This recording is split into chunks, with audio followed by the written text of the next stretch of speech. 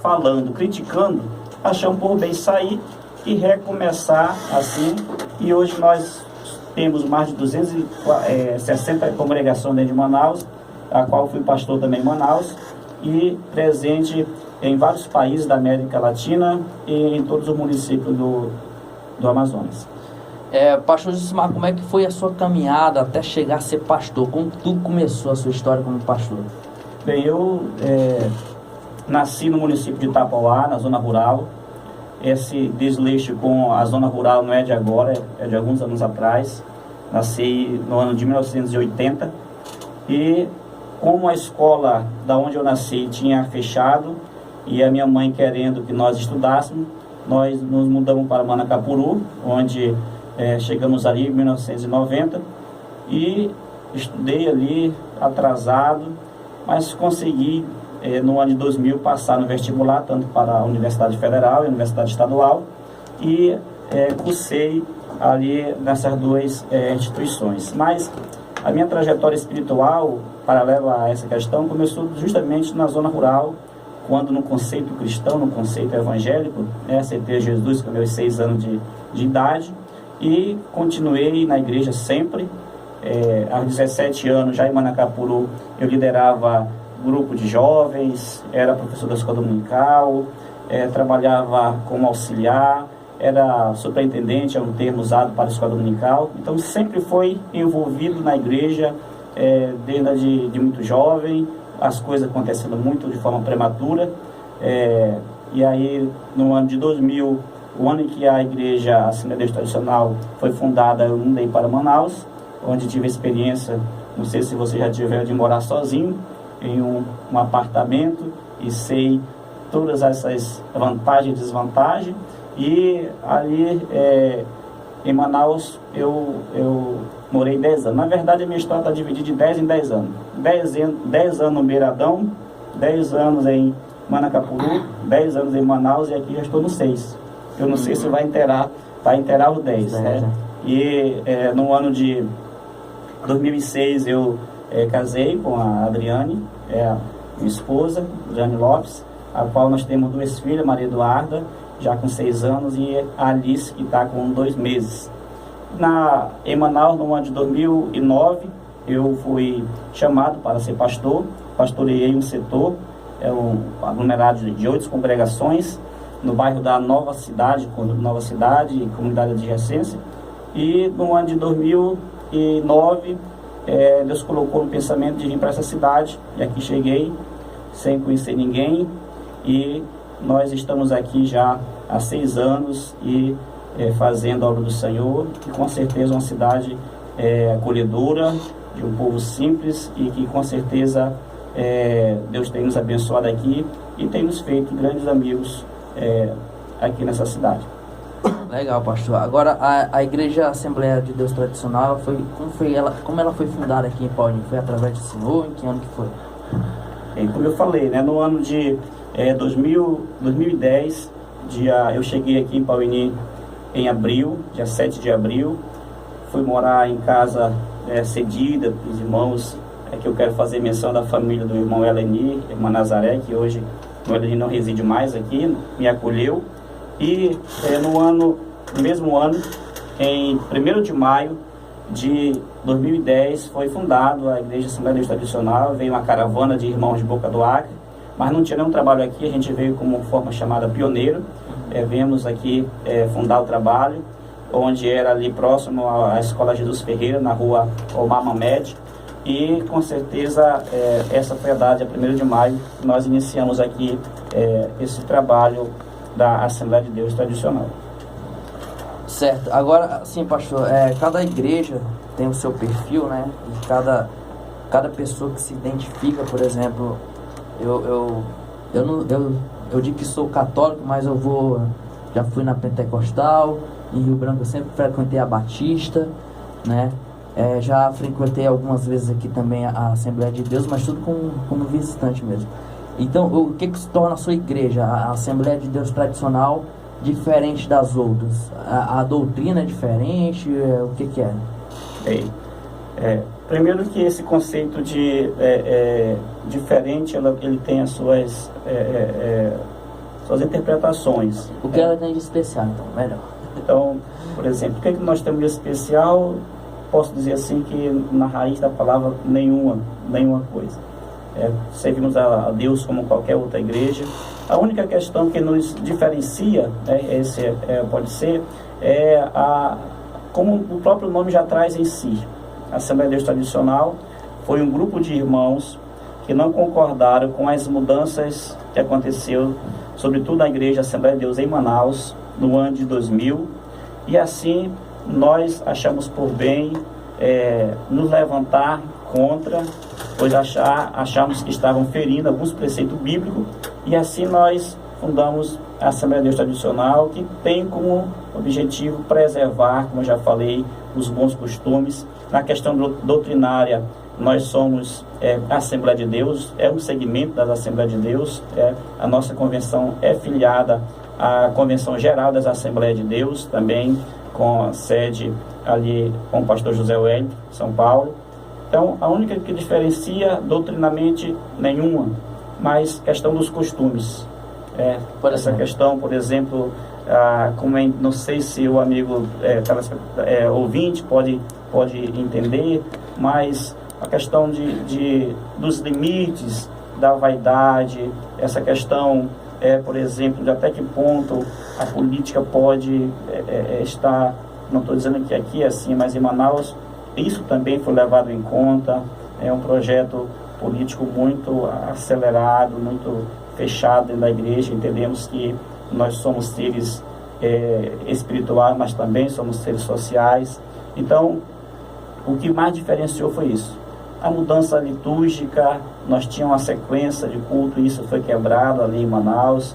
Então, tudo isso nos motivou, perdemos templos, saímos de igrejas grandes, vamos começar tudo de novo, mas com aquele viés de preservar as doutrinas, os bons costumes que a Assembleia de Deus sempre teve no decorrer da sua história. O senhor sabe dizer assim, mais ou menos, quantos seguidores tem da Assembleia de Deus Tradicional aqui no Amazonas? Ou algum dado, seja mundial, seja nacional? Bem, como eu falei, a Assembleia de Deus no Amazonas, ela se enquadra tradicional dentro dos hall de membros dos pentecostais a nível nacional, dentro da Assembleia de Deus. Mas no Amazonas, nós temos, em Manaus, nós temos as 270 congregações e talvez uns 15 mil membros, 20 mil membros, e no interior também soma, como sempre Manaus é 50%, nessa base aí também. Então, eu creio que nós chegamos aí, em todo o estado, a quase 50 mil irmãos que servem a Deus, que optaram por continuar com a mesma doutrina que a Assembleia de Deus tinha há anos atrás. Em cima do que o Marcelo falou aqui, em cima da pergunta dele, do que há de diferente na igreja, essa sim, por que não a outra? Hoje eu recebi um presente do amigo da Adventista, um livro. Obrigado pelo livro, não vou lembrar o nome dele. Qual é o nome do livro? Não? O livro é Esperança Viva, uma escolha inteligente. Aí eu estava lendo um trecho aqui que eu quis compartilhar com vocês, se vocês me permitem. Em cima desse assunto aí, né? Atualmente, cerca de 40 mil denominações cristãs existem, né? Cerca de 40 mil denominações cristãs, e cada uma delas afirma ter a verdadeira e a mais pura interpretação bíblica. Todas usam o mesmo livro com base de suas doutrinas. No entanto, apresentam-se visões diferentes ou mesmo opostas do que seja a verdade e de ter como alcançar a vida eterna. Neste labirinto, encontra-se o caminho.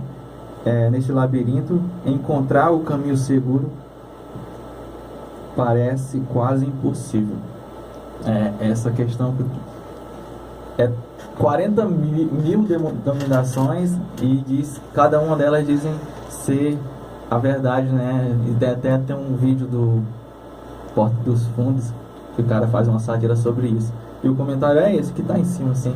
Tu disse que não, mas tá em cima, assim, do assunto. Não, eu sei que tá em cima do assunto, mano. Não discordei de nada, não. Mas, assim, Recentemente eu fiz uma publicação, aliás, eu copiei uma publicação que eu vi na internet, em que dizia que existiam mais de 5.000 deuses e religiões no mundo, né? Mas que não era para se preocupar quem estava lendo, porque a religião dele estava certa. Ou seja, é mais ou menos isso que tu está falando, né? Importante dizer que o livro é só um trecho para entender o que o livro queria falar, mesmo que ler ele todo, né? Só é um trechinho. Em relação a isso, pastor, pode comentar, tá? Muito bem. Na verdade, isso é um fato que a gente não pode negar da quantidade de denominações. E o que diferencia tradicional é que não foi um pensamento individual, um pensamento de um líder, mas um pensamento de um povo, de irmãos que acharam por bem que a Bíblia estava sendo ferida, que a doutrina das Assembleias de Deus estava sendo ferida. Mas, com certeza, hoje, várias pessoas adentraram no cartório para dar início a uma denominação. Ou seja, um ego pessoal, ele teve algum atrito pessoal com determinado líder, ou até mesmo para viver do dízimos e as ofertas, está desempregado, e hoje é muito fácil abrir as denominações, mas a Assembleia de Deus Tradicional, ela tem um diferencial, porque ela não foi algo pessoal, ela foi o sentimento de um povo coletivo, que achou por bem nós estarmos continuando. Com certeza, se o projeto Nova Visão, que foi copiado da Colômbia, não tivesse chegado na Assembleia de Deus, nós estaríamos lá, mas esse projeto chegou e nós achamos por bem que não deveria mudar algumas coisas que estavam lá, e assim permanecemos como está. Mas se você for ver, por exemplo, tem tanto nome de igreja que tem nome até hilário, como por exemplo, igreja Jesus Vem e Você Fica. Nossa. Igreja a Florzinha de Jesus, igreja Jesus é Difícil. Então parece que está faltando até nomes para de tanta congregação, né? Então, mas há uma situação também, porque dentro do cristianismo, ela é um só. Prega Jesus. Agora o perigo é quando ela se intitula a única certa. Eu sou certo, a minha igreja é certa. Porque todas, praticamente todas. Justamente, né? Todos nós aqui anunciamos Deus, anunciamos que há uma salvação através do Senhor Jesus Cristo. Passando para outro assunto, eu queria que o senhor comentasse a respeito do papel social da igreja no geral, né? Qual que seria o papel social da igreja, e se vamos entrar em específico na sua igreja, né? Nacionalmente, ou até mesmo aqui, que eu sei que o senhor já tentou implementar projetos sociais, o papel da igreja social. Muito bem, mas se nós formos tomar o exemplo do Senhor Jesus Cristo, poucas pessoas observam que Jesus, além de curar, além de fazer milagres, mas tinha um tesoureiro também para cuidar, e tinha pessoas, que diz a Bíblia, que ajudavam ao Senhor Jesus Cristo em ajudar as outras pessoas. O ser humano, como eu já falei aqui, ele é constituído não só do lado espiritual, e é um perigo muito grande quando a igreja ela adentra somente essa parte, o ser espiritual. Esquece que aquela pessoa come, aquela pessoa se veste, aquela pessoa precisa de educação, e com certeza a ação social do cristianismo, da igreja verdadeira, a igreja a qual Jesus deixou aqui no mundo, ela não está desassociada das boas obras, né? Então, ou seja, o cristianismo não é só o lado espiritual. O cristianismo é tanto que a Bíblia diz, olha, vocês devem se alegrar com os que se alegram, mas chorar com os que choram. E às vezes nós ficamos no conceito de salvação de alma, mas eu nunca vi alma andando. Eu vejo gente, pessoas, né? Então, levar para o lado somente espiritual pode ser um risco, que a igreja está perdendo a oportunidade de fazer a obra aqui, até porque o nosso município é o município aqui que está além da margem, né, da situação da carência, está em último lugar no IDH, sobre a situação, e nós precisamos aqui honrar a Deus através dessas obras, das obras sociais. Concordo plenamente, pastor, porque existem algumas igrejas que são tão fanáticas em relação à questão de salvação que acaba trazendo uma coisa bastante individual, né? Tudo ele, eu, e esquece do irmão, do próximo. Eu acredito que é o que vale mais ainda, porque Deus, aliás, Jesus Cristo, ele fez muito disso, ajudar o próximo, e não pensou só nele mesmo, não é verdade? Verdade. O Senhor Jesus Cristo, ele renunciou e viveu em prol da humanidade, né? Nós não estamos dizendo aqui que, biblicamente, a salvação é pelo ato de crer no sacrifício de Cristo, é um ato de fé, mas que também a pessoa que teme a Deus por si só dá bons frutos, e o fruto é realizado, é visto através dessas obras que nós devemos fazer. E com certeza nós devemos estar pensando nisso. O que eu estou fazendo em prol do próximo? Pois esse é um dos mandamentos do Senhor, amar a Deus e também o próximo como a nós mesmos. Que as igrejas têm esse papel fundamental para o controle social, é o projeto social que cada uma delas tem o poder de fazer. A sua aqui no município, pastor, comente um pouco sobre o projeto Mão Amiga, né? Como que iniciou, por que não foi para frente, ou se ainda vai seguir em frente, quais foram os desafios que aconteceu para que não desse certo, se porventura não deu certo, que eu não sei. Bem, a nossa insatisfação com a realidade aqui, ela foi recebida assim que nós chegamos, só que a nossa possibilidade material, humano e financeira era inviável. E com certeza esta crise que assolou o Brasil aí teve uma interferência direta, até porque nós não tivemos nenhum apoio das instituições aqui, no sentido de apoiar com alguns tipos de recurso ou de pessoal.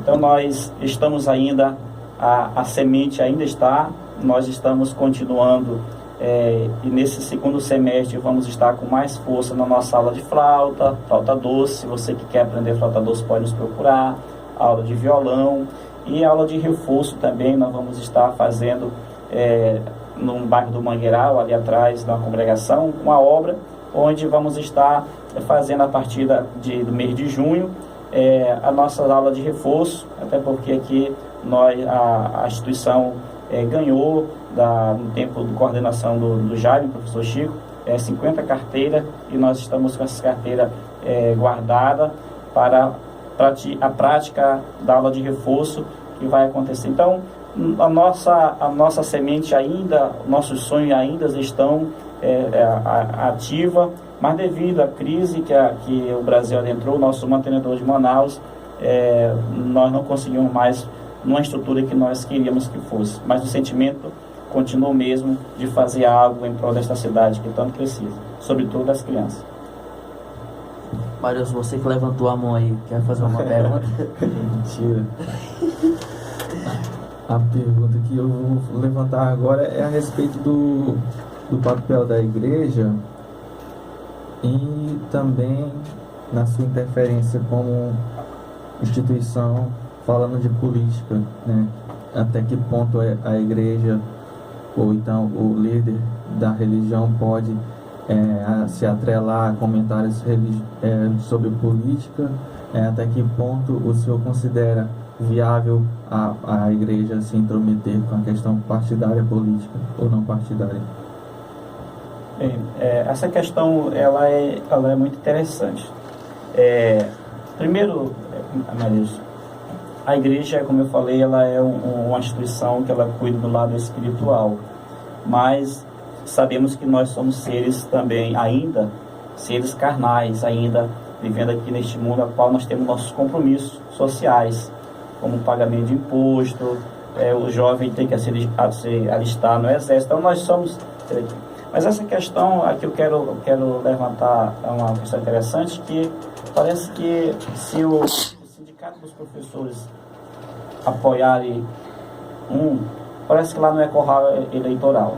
Se o sindicato rural levantar a bandeira de parece que lá também não é. Mas quando parte para a igreja, que é uma instituição também, com CNPJ, aí as pessoas já vejam, sobretudo quando determinado pastor não está do lado do seu candidato. A partir do momento que ele passa a ser o seu candidato, parece que ali não é mais um curral eleitoral, ali já é uma força, ali aquele pastor está fazendo algo bom, algo correto. Então, quando ele passa a ser do outro lado, então ela é vista como um curral que está errado. Se de repente o pastor muda de opinião para o seu lado, o pastor, então é muito meio que tendencioso nessa parte. Mas eu acho que tudo tem um limite. Nós somos regidos aqui, eu sempre prego na igreja que para ir para o céu é a Bíblia. Mas para a nossa convivência aqui, além da Bíblia, nós temos a Constituição. E a Constituição é que nos norteia na nossa vida diária aqui. E lá diz que nós somos livres. A própria palavra diz que Deus veio para nos libertar. Então, eu creio que quando a igreja apresenta um candidato, que não necessariamente é preciso seja um bom candidato, naturalmente não precisa nem estar forçando alguém a votar, porque a própria pessoa em si, ela representa a instituição. Nós da Assembleia de Deus, nossa orientação a igreja não tem candidato. Possa ser que esteja um membro candidato, que aí já muda. O membro pode ser candidato? Pode. A igreja tem um candidato? Não. Então, tem essas situações aí, que cada qual tem o seu ponto de vista. Eu falo pela minha instituição, e cada qual tem o seu ponto de vista, contudo que não venha escandalizar a obra do Senhor, porque a Bíblia diz: ai daquele que escandaliza a obra do Senhor. Eu posso até falar que é até perigoso a questão da igreja, às vezes, defender tanto determinada pessoa, que é falho, que a gente sabe todas as limitações de uma pessoa, e que na hora de responsabilizar e defender o que a igreja defendia, vacilar, né? É um perigo a correr. É um comentário. E se o Marcelo não tem uma pergunta na ponta da língua, eu já ia perguntar do pastor. Pode fazer. Perguntar do pastor em relação ainda à política, se ele tem um posicionamento, se tem uma vertente política já pronta em relação nacional, até no município mesmo, e se ele pode comentar até a respeito do que aconteceu aqui, da operação da federal junto a punindo a administração pública no município. E depois eu faço outra pergunta a respeito do que é outra pergunta em cima dessa questão. Muito bem, né? Eu quero só ainda voltar a dizer que é interessante também para qualquer instituição, além sobretudo do executivo, mas o legislativo é o mais importante, ter pessoas que estão ali para representar a instituição. E em relação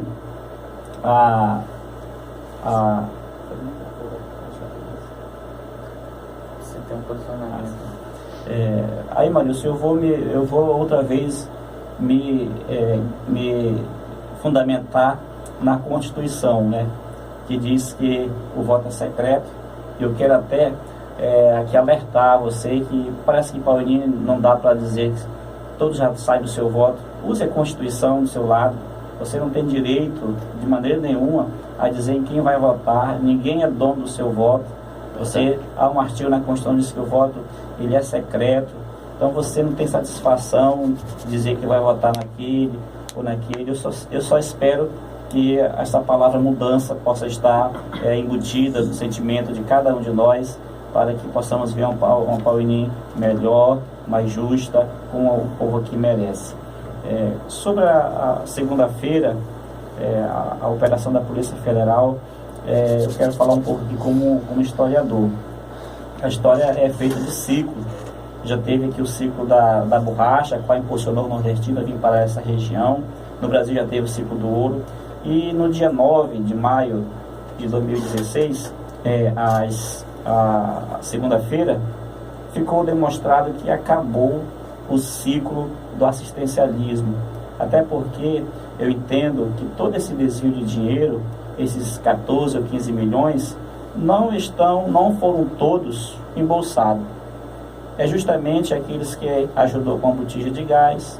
Lá também está aquele que ajudou com a telha, e que na prestação de conta não bateu. Então, se você, meu amigo ouvinte, está esperando de determinado candidato alguma coisa nesse sentido, você está sentenciando ele também a ir por esse mesmo caminho.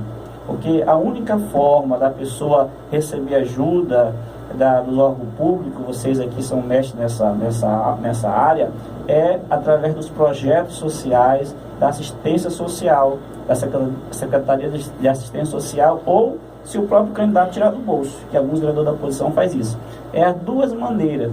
Então não vai cair nessa de estar querendo receber 5 mil, 10 mil, ou trocando o seu voto, porque você, dessa maneira, você está contribuindo para que o seu candidato possa também estar nesta mesma situação. Eu creio, Marilson, que esta operação ela veio mudar de uma forma radical a forma de administrar, até porque o dinheiro é um bem público e veio com certeza trazer uma nova perspectiva de política para a nossa cidade. Eu queria fazer uma pergunta aqui, mas quebrando aí o clima da política, mas falando também de outra guerra, que são guerras de ideologias, né, que existem desde que o mundo é mundo, né, desde quando o homem surgiu no mundo, seja lá de qual forma for, se foi, né, pela evolução humana ou por Adão e Eva, né, porque eu acho que se Deus tivesse feito Adão e Eva chineses, eles não teriam comido aquela maçã, não, eles teriam comido a cobra, então a gente estaria no paraíso até hoje. Mas é uma outra pergunta, pastor, que é em relação ao seu ponto de vista, a sua opinião, né, e até que ponto em que a ciência e a religião podem ter a mesma linha de pensamento, ou se é possível elas terem isso, que eu acho meio difícil, né? Então é uma discussão que existe há muito tempo, né, mas que a gente nunca vai chegar no denominador comum. Bem, primeiro que tem aqueles que entendem que a boa ciência ela sempre tem um fundamento bíblico, mas na verdade são caminhos paralelos. Isso é paralelo, eles estão...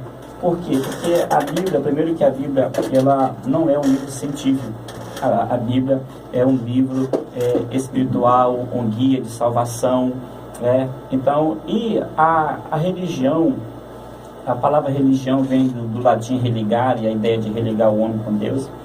A religião, ela está, sobretudo, pautada na palavra de Deus. E o nosso Deus, ele não está preso dentro dos métodos científicos. Para a ciência, só tem valor, só é ciência aquilo que algo que é experimentado, algo que chega a um denominador comum. As ciências exatas, as ciências humanas.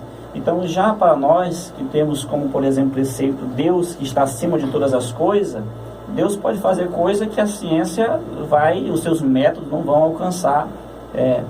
Como, por exemplo, os milagres de Jesus. Com certeza, haveria uma dificuldade de saber o que aconteceu quando aquela água se transformou em vinho, em algo instantâneo, sem nenhuma composição química, sem nenhuma comprovação ali. Então, ou seja, há essas situações porque nós servimos, né, um Deus que para nós ele está acima de todas as coisas. E a ciência ela é meio que limitada, ela está limitada aos seus métodos. Para uma coisa ser comprovada cientificamente, ela precisa de experimento, ela precisa de exatidão. E a Bíblia, como é a palavra de Deus, prega um Deus, mostra um Deus que está acima de qualquer conceito, de qualquer método. Então, há com certeza, no meio dos humanismos, no meio de tantas correntes aí, esta rivalidade aí muito grande. Mas é uma coisa interessante que a Bíblia, como maior livro, ela tem influenciado, sobretudo, o Ocidente. Como se você abrir sua Bíblia no livro de Isaías, se não estou me enganado, 33, versículo 22, lá, quando um francês leu aquele versículo, ele estruturou o legislativo, o executivo e o judiciário.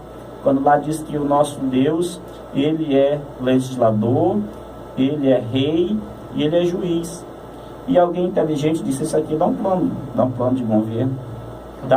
Aqui, então, veja, muitas questões do pensamento ocidental, ele está baseado na palavra de Deus, Então, esse embate entre religião e ciência não termina hoje, não porque em muitos pontos elas se chocam. E como nós, crendo na palavra de Deus, nós optamos, e muitas das vezes, ficar com a Bíblia em vez dos métodos científicos. Então, nunca, apesar da gente depender das duas, né? No mundo que a gente vive hoje, a gente depende da religião e da ciência, né? Porque se você... Isso aqui, por exemplo, esse microfone que a gente está falando, né, foi através de um estudo científico, esse computador, essa transmissão de rádio, tudo foi através disso, né? Então, apesar de muitas pessoas, quem é muito religioso mesmo, apesar de não aceitar de forma alguma, a gente depende da ciência, assim como também a gente depende da religião, né? Verdade. Em alguns pontos, elas até que posso dizer assim, se associam uma a outra para o bem-estar da própria humanidade, mas não temos como negar que há pontos que são bem distintos. Então, o que vale é a maturidade de cada um saber justamente distinguir estes momentos. Marilson? Não? Não tem não. Pode fazer, fica à vontade. A única pergunta que eu ainda tenho é uma pergunta que eu não sei se sei formar, mas eu vou tentar aqui. A respeito da questão justiça e questão de religião, porque eu vejo isso nos dias de hoje, que para determinadas pessoas que se sentem punidas ou sentem-se indicadas a alguma justiça, elas acham que a gente está desejando mal para a pessoa. Até que ponto a religião vê a questão da justiça e do amor ao próximo. Eu não sei se o senhor entendeu a pergunta e que o senhor possa discorrer a respeito desse assunto. Bem, há uma situação que às vezes não parte nem para o lado religioso, né? A gente tira até, vamos dizer assim, Deus da situação e parte para a questão mesmo humana, social, do ser humano. Então, com certeza eu entendi a sua pergunta. Não tem como negar que o ato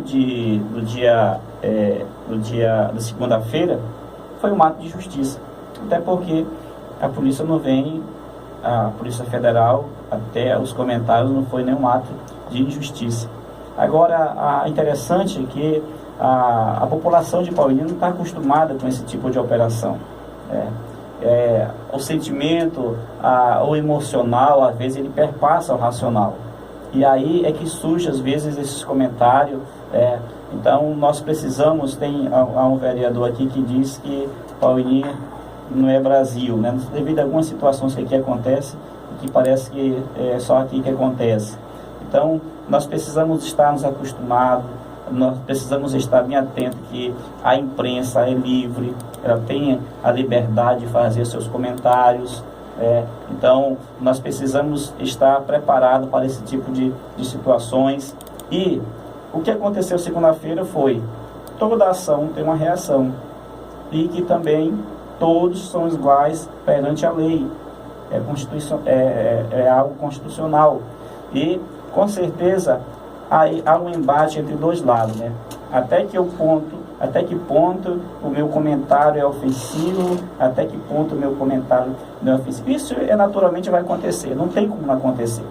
Porque nós falamos com as pessoas, são pessoas, e cada pessoa tem o seu sentimento diferente, é um parente, é um familiar, mas o fato é que cada qual foi responsável pelos seus atos. E que por causa disso nós não vamos fazer ninguém vai parar de fazer nenhum comentário. Pois é o que eu estava tentando explicar, né? Que a gente está vivendo em um momento, né, de desabafo, né? Então, que as pessoas entendam certas críticas, né? Porque a gente já foi sacaneado de todo jeito, né? Também é justo a gente sacanear um pouco também. Assim, eu falo por todo mundo, não por nós mesmos. Marilson. Que o pastor agora há pouco falou de família, né? Com a minha família eu devo defender custo, né? Com a minha família eu vou pro inferno, sei lá, só esse tipo de coisas assim. Mas não seria mais justo pôr a mão na consciência e dizer, é a minha família, mas ela atingiu outras famílias.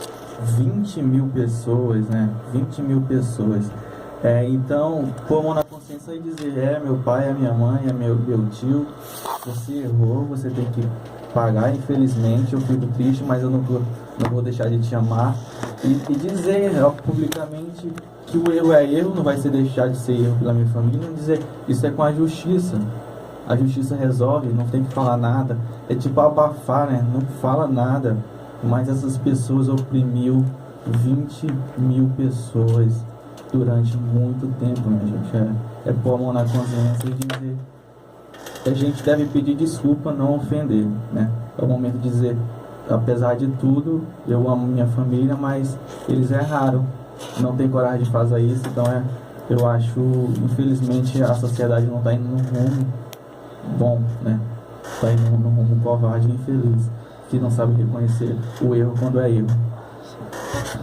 Certo, estamos chegando no final do nosso programa e, pastor, alguma programação da igreja, alguma consideração final, por favor, né, pastor? Bem, eu quero agradecer o convite, Arilson.